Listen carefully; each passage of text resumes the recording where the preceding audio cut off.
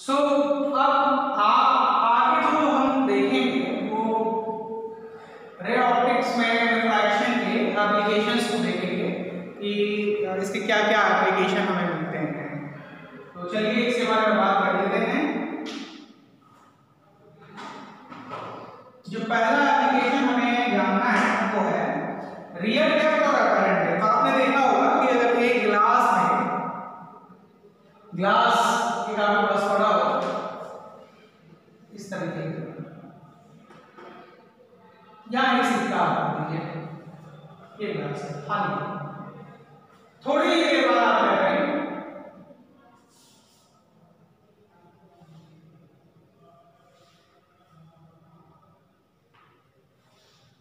इसी ग्लास में आप पानी भर दो।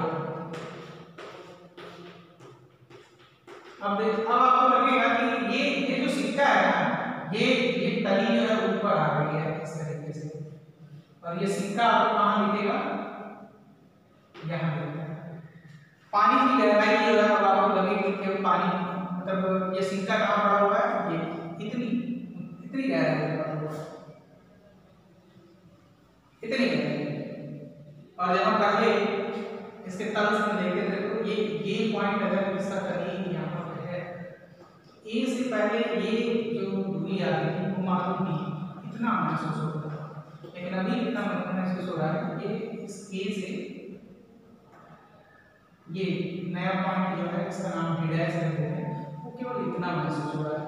तो ये क्या हो रहा है कि जो डेप्थ है किसी लिक्विड के फिल होने के बाद क्या होता है कि किसी तल की गहराई वो कम महसूस होती है। आपने देखा होगा बाल्टी में पानी भर लीजिए तो बाल्टी का तली क्या होता है, ऊपर दिखता है, जितनी गहराई उसकी होती है उतनी गहराई तब नहीं महसूस होती है जब बाल्टी को आप पानी से भर देते हैं।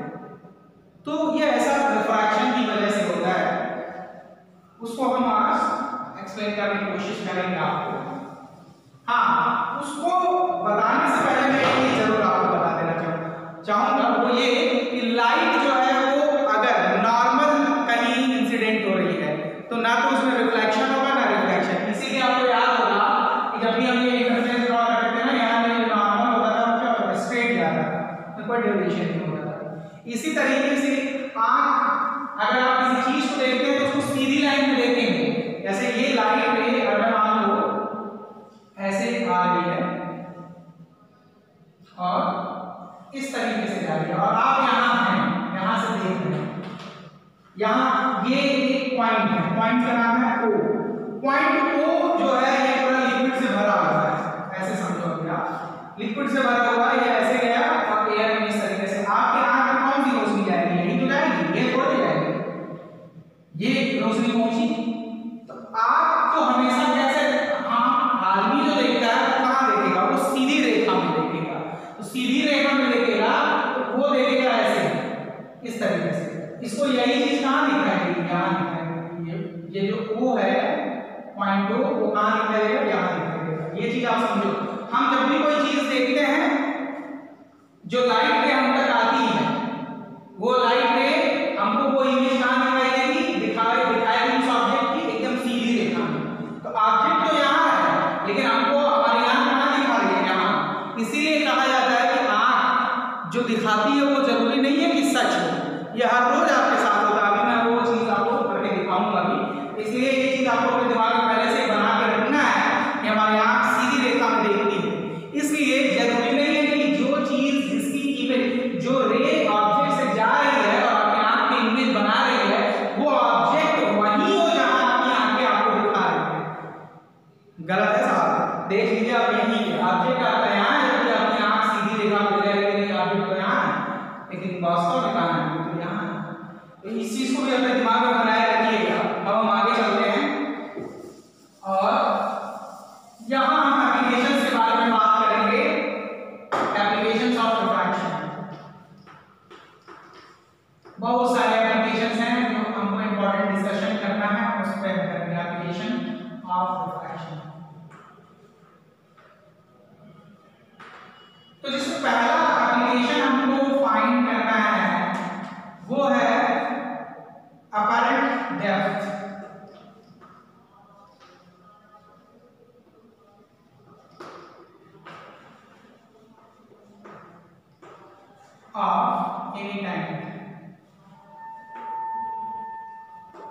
Any time.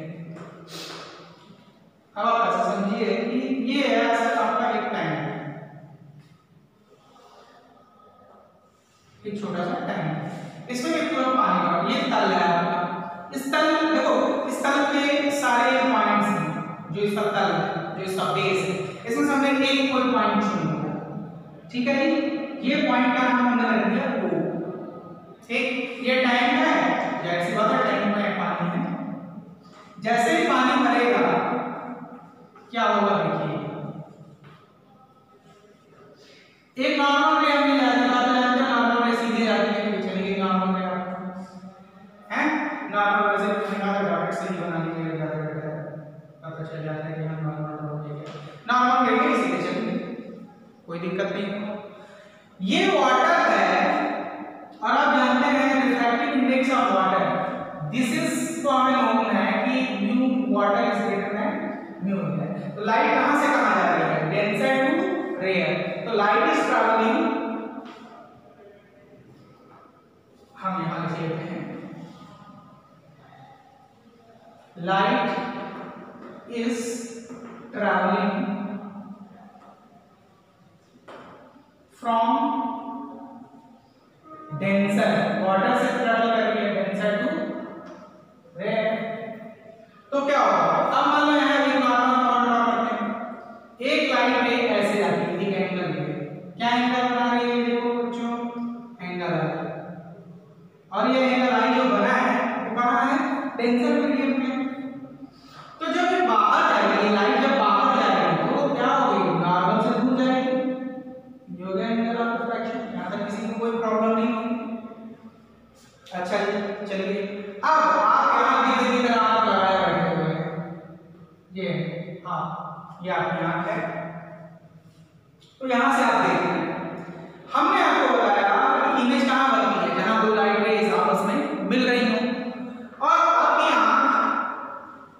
आंख जो है सीधी रेखा में देखती है, ये किधर देखती है, इसको आगे एक्सटेंड कर दीजिए, इसको आगे एक्सटेंड कर दीजिए, तो ये आगे मिल रही है यहाँ।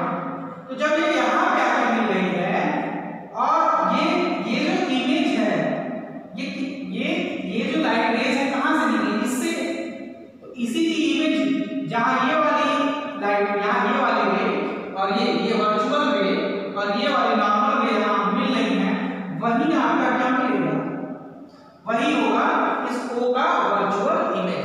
यानी आपको सतह कहां दिखाई देगी, सतह दिखाई देगी यहाँ पे, ये सतह आपको इस जगह दिखाई देगी, ऐसे समझिए, यानी यही सतह है, जिस सतह का नाम रख लो AB, ये कहां दिखाई देना शुरू करेगा, A डैश B डैश, क्योंकि हर एक पॉइंट यहां दिखाई देगा, ये वाला पॉइंट यहां दिखाई देगा, ये वाला यहां, जैसे O यहां दिखाई देगा O डैश के, ठीक है। ये चीज आपको समझ में आ गई, यानी टाइम कितना गहरा दिखाएगा, इतना, केवल इतना, रियल डेप्थ कितना है, ये देखो यहां से लेके यहां, ठीक है।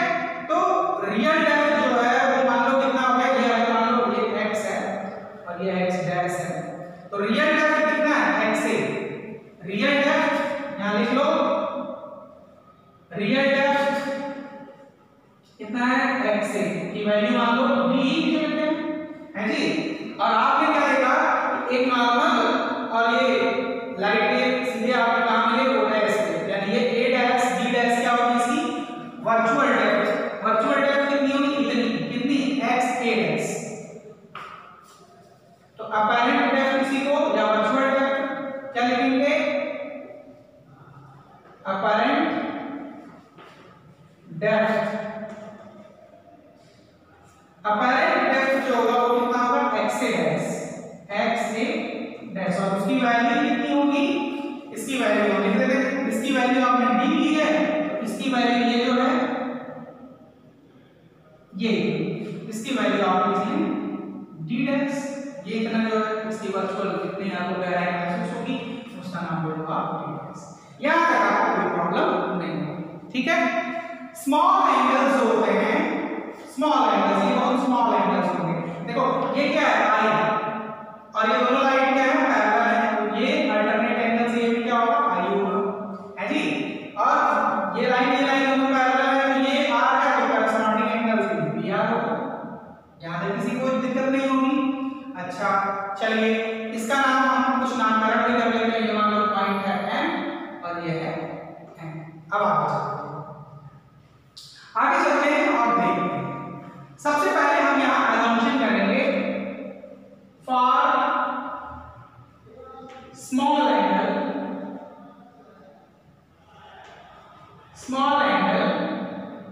sin थीटा को नियरली इक्वल टू क्या लेते हैं थीटा, और थीटा इज इक्वल टू क्या होता है r अपॉन रेडियस, यही होता है। ये चीज हम लेके चलेंगे, ठीक है। sin theta is nearly equal to theta small angles के लिए। तो चलो पहले हम इस ट्रायंगल में देखते हैं। कौन सा triangle? Triangle MNO। In triangle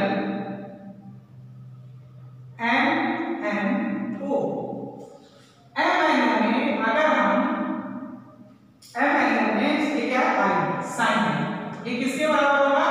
nearly equal to I। अभी बताया ना sin थीटा स्मॉल एंगल के लिए लगभग थीटा के बराबर होता है, तो I के बराबर होगा।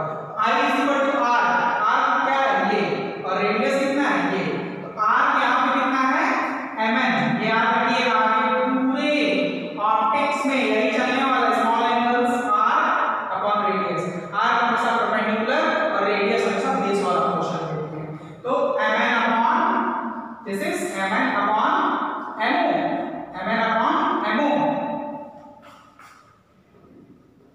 ठीक है। तो ये MO एक्चुअली इसके बराबर है, तो ये MO किसके बराबर है? आखिर ये रियल डेफिनेट तो है। MO जो है वो क्या है? x डैश AE के बराबर तो है।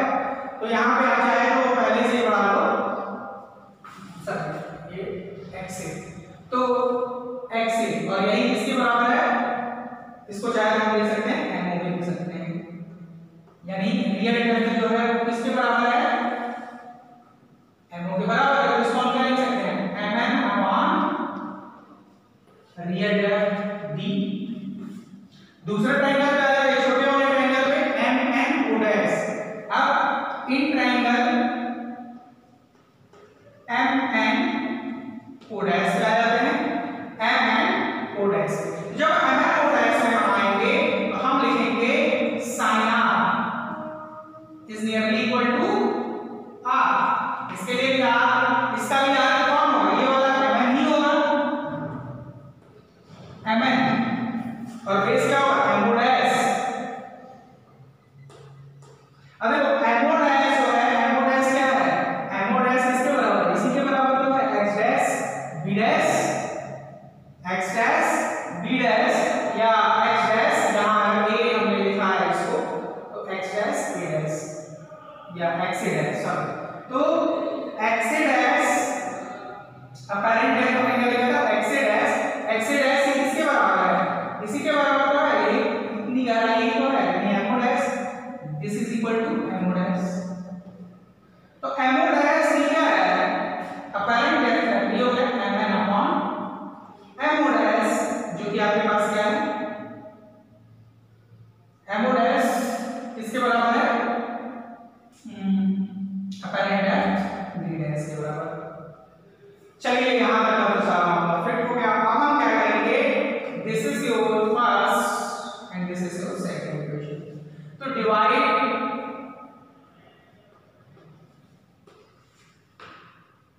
सेकंड बाय या first by second, divide first by second. तो ये चीज आप याद रखो कि ये कितना हो जाएगा? sin I upon sin I, ये हो जाएगा sin I upon sin I। अब यहाँ देखो कितना हो जाएगा? MN sin I की वैल्यू कितनी है? MN अपॉन D, ठीक, इनटू sin R जब रखेंगे तो D डैश ऊपर चला जाएगा और ये MN नीचे आ जाएगा, ये इससे कैंसिल हो जाएगा। यहाँ तक आपको कोई प्रॉब्लम नहीं होनी चाहिए। चलिए रे डायग्राम बिल्कुल क्लियर आपके समझ में आ जाना चाहिए। चलिए अब आगे चलते हैं। अभी डायग्राम नहीं निकालता हूं, यानी sin I upon sin R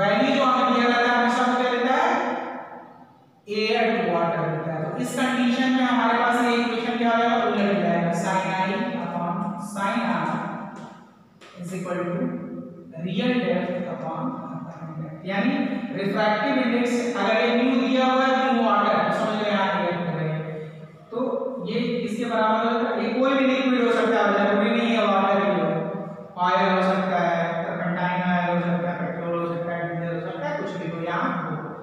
तो यहाँ ये इक्वेशन हम क्या लिखेंगे, is equal to real depth upon apparent depth, real depth upon apparent depth. बहुत ही सिंपल है, बस यहाँ इस पॉइंट पे थोड़ा सा ध्यान देना है, ये इतना है ना वाटर से एयर में गया था ना, लेकिन क्वेश्चन में हमेशा क्या देता है एयर टू वाटर, तो इसलिए हम उल्टा कर देंगे, ठीक है। कुछ एक न्यूमेरिकल अभी हम आपको समझाएंगे तो ये समझ में आ जाएगा। जैसे अगर मान लो एक क्वेश्चन यही मैं छोटा सा आपको दे रहा हूँ,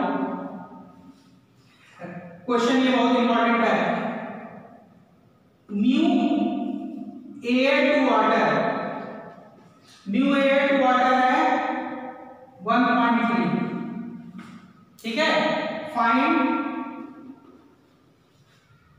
म्यू वाटर टू एयर, कोई दिक्कत नहीं, हमेशा याद रखिएगा ये किसके बराबर हो जाएगा, अगर म्यू एयर टू वाटर 1/3 है तो इसका उल्टा क्या होगा 1 mu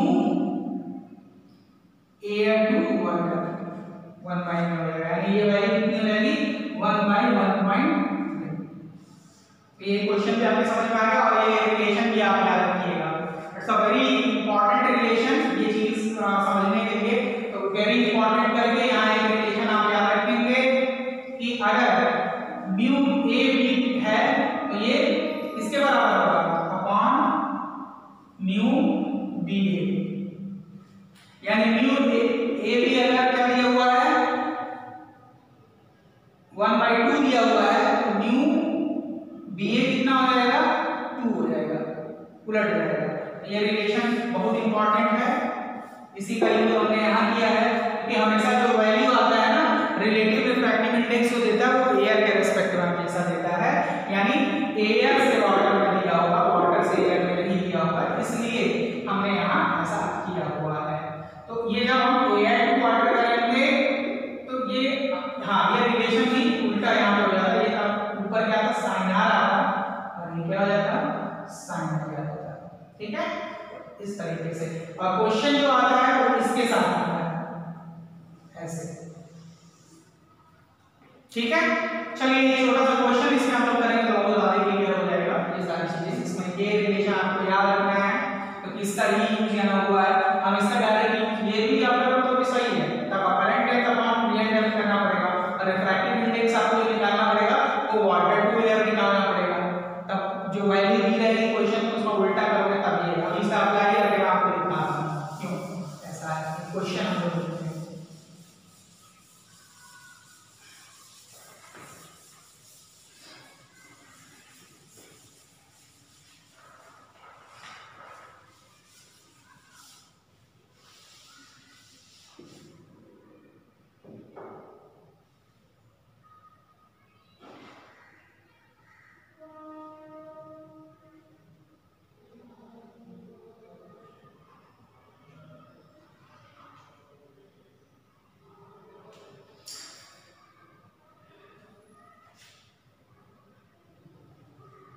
A small tank is filled with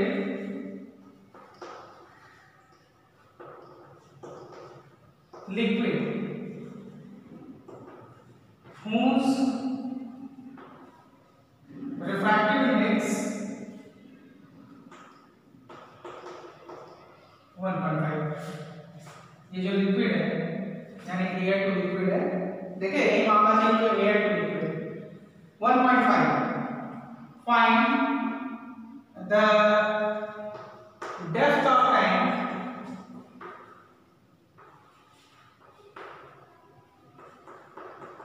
is 20 centimeter.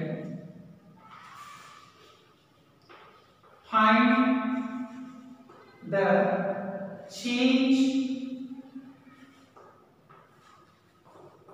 In depth. तो बहुत ही इजी, देखो एक तरीका तो ये है कि हम उल्टा चलेंगे। जैसे ये क्या दिया हुआ, एयर टू लिक्विड दिया हुआ है, तो हम लिक्विड टू एयर करें, यानी 1/1.5 करें। तो इतना करने के लिए हमको तो पहले से पता है ना कि म्यू इज इक्वल टू क्या होता है, mu air to liquid is equal to real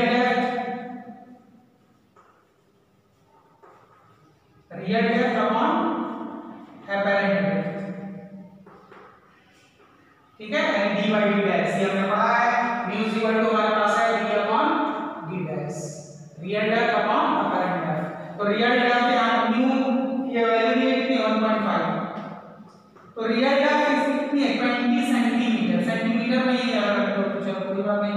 apparent D dash, तो D dash is equal to कितना हो जाएगा, 20 अपॉन 1.5 है। तो सॉल्व करके आप देख लो।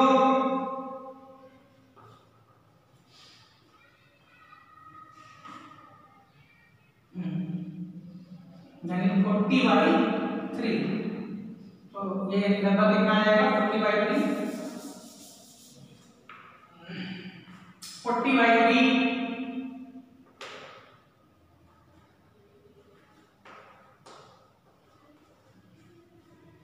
इतने मीटर के सेंटीमीटर के आसपास आएगा। तो देखो अपैरेंट डेप्थ क्या हो गया, कम हो गया। अब ये पूछ रहा है कि, ये नहीं पूछ रहा कि अपैरेंट डेप्थ कितना होगा, ये पूछ रहा है चेंज इन द डेप्थ कितना होगा। तो चेंज निकालने के लिए कितना करोगे आप, change in depth, change in depth बहुत ही सिंपल है। कैसे निकालोगे, real depth minus apparent depth. तो रियल डेप्थ है 20 और अपैरेंट डेप्थ है 30.33, यानी ये हो जाएगा 6.67 के आसपास का कितना चेंज आ जाएगा। तो वैसे क्वेश्चंस होंगे, कोई खास अंतर नहीं है, बड़े आराम से आप कर लोगे। चलिए आगे बढ़ते हैं, अब ये एप्लीकेशन की तरफ चलते हैं और जहां हम ये सीखेंगे और देखेंगे कि सन एक्चुअल सनराइज से पहले ही हमको दिखता है और सनसेट हो जाने के बाद तक दिखता है। ये क्वेश्चन क्या है, सन rises before actual rising,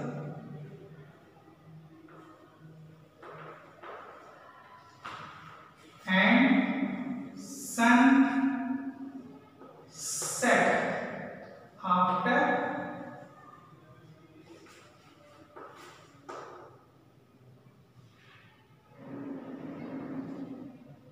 sun appears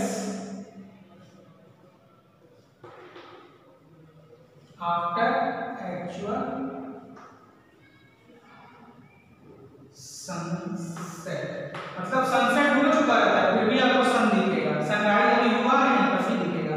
सन आपको कब दिखता है, जब हॉराइजन से ऊपर आता है, यानी जब सूरज जो है पृथ्वी के सतह से ऊपर आएगा तभी आपको दिखेगा। ऐसा समझिए आप, या तो आपको सन कब दिखेगा, जब सन इस लाइन से ऊपर जाएगा तभी। तो अभी आप यहीं पे हो, ये हो आप, ये हो आप, यहाँ मान लीजिए यहाँ पे है, आप तभी देख पाओगे ना। जब इसके नीचे जाएगा तो क्या हुआ, इसके नीचे क्या है, सन सेट, इसके ऊपर क्या है, सन राइज। इसके ऊपर सूरज कहीं भी होगा, यहाँ आएगा तो क्या तो गोल हो रही है, और ऊपर जाता है एकदम सर पे आया तो क्या तो ऊपर हो गई। और इसके नीचे जाता है, इस होराइजन से नीचे आता है, यही आपका होराइजन, इस लाइन AB क्या है, होराइजन। होराइजन से जब ये नीचे जाएगा तो सनसेट, होराइजन से ऊपर आया तो सनराइज। ये चीज मैं आपको अब समझाता हूं। अब देखिए होता है, आप ये जानते हो, मैं इसे मिटा देता हूं, ये चीजें तो आपको समझ में आ गई। आप जानते हो कि पृथ्वी की जो सतह है उसके चारों तरफ क्या है, एटमॉस्फेयर है ये।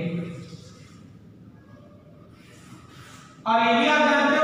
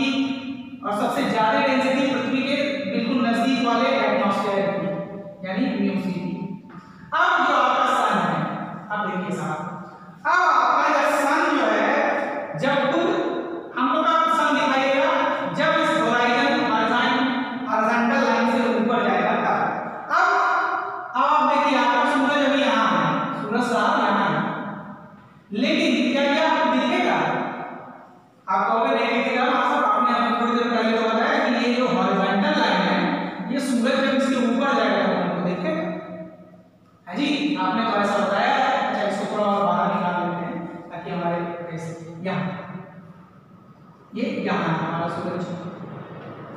तो आप कहोगे सर अभी आप लोगों ने पहले तो बोले थे कि आपको सन तभी दिखेगा जब ये इस होराइजन से ऊपर जाएगा हॉरिजॉन्टल लाइन से, तो ये तो नीचे है कहाँ दिखेगा?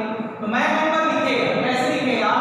देखो ये लाइन पे आ गई, ये वाला रीजन जो है ये क्या है? रेयर है, ये रेयर है। और ये क्या है? ये रेयर है। इसके इधर जितना जाएगा वो डेंसर हो जाएगा, थोड़ा क्या हो जाएगा? मुड़ जाएगा, मुड़ जाएगा, यहाँ जाएगा, यहाँ भी थोड़ा सा मुड़ जाएगा, यहाँ जाएगा, ये भी थोड़ा सा मुड़ जाएगा, और यहाँ तक इस तरह से मुड़ते हुए आप यहाँ तक पहुंचेंगे। और मैंने आपको बताया था ना कि आप कैसे देखते हो? आप सीधी रेखा में देखते हो। ये जो आपकी आंख है, यहाँ जो आप खड़े हो, ये जो आपकी आंख है वो कैसे देख रहा है? वो तो सीधी रेखा में देख रहा है। सीधी रेखा आगे बढ़ा दीजिए है जी, सीधी रेखा आगे बढ़ा दीजिए। आप यहाँ देखोगे ना, ये लाख ऐसे गया, ऐसे गया, ये मुड़ेगा, नहीं मुड़ेगा, डेंसर है, थोड़ा और मुड़ा, थोड़ा और। लेकिन आप जो फाइनल देखो ये लाइन है, लेकिन आप क्या देखोगे? आप तो सीधी रेखा में देखोगे ना, तो आपको किसी का इमेज कहाँ दिखाई देगा? यहाँ दिखाई देगा। आपका सूरज दिखने लगा। अभी सनराइज हुआ अभी नहीं है, लेकिन रिफ्रैक्शन के कारण आपको सूरज दिख रहा है। ठीक ऐसे ही सनसेट में होता है। सनसेट एक्चुअली हो चुका रहेगा। अब क्या होगा? अब समझ लो कि सनसेट का टाइम है, सूरज डूब चुका है, लेकिन फिर वही मामला होगा, डूब भले चुका है लेकिन रिफ्रैक्शन के कारण डूबने के बाद भी आपको फाइनल इमेज कहाँ दिख रही है? होराइजन से ऊपर दिख रही है। तो आप इसका एक्सप्लेनेशन क्या लिखोगे? Due to refraction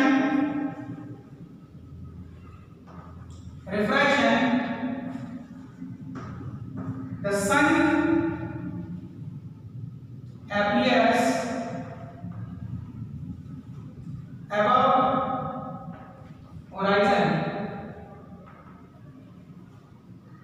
horizon due to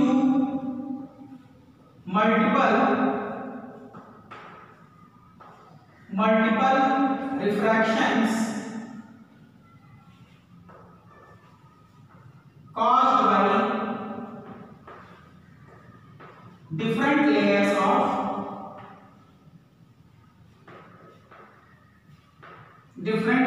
of atmosphere.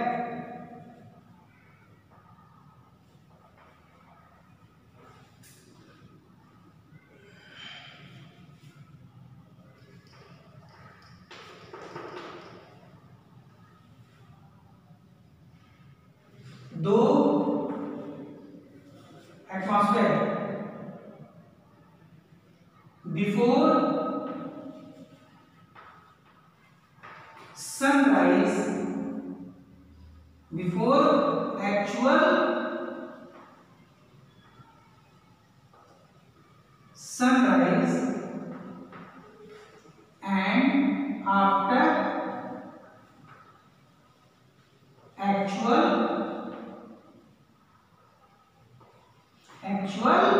Sunset, यानी सनसेट के आफ्टर भी आपको दिख रहा है और सनराइज से बिफोर भी दिख रहा है। तो ये जब तक आप डायग्राम नहीं प्रॉपर बनाएंगे एग्जाम में केवल एक्सप्लेनेशन से आपको पूरा नंबर नहीं मिलेगा। तो जितने इजीएस्ट वे में आपको समझाया जा सकता था और वो बताया जा सकता था कि आपकी आंखें जो दिखा रहे हैं वो सत्य नहीं है, वो यहाँ प्रूफ होता है। तो आपको वो देखी चीजें भी गलत होती हैं, ऐसा जरूरी नहीं है जो आपको दिख रहा है वो सत्य हो। देखिए आप सूरज देख रहे हो क्या होगा, और एक्चुअली क्या होगा नहीं।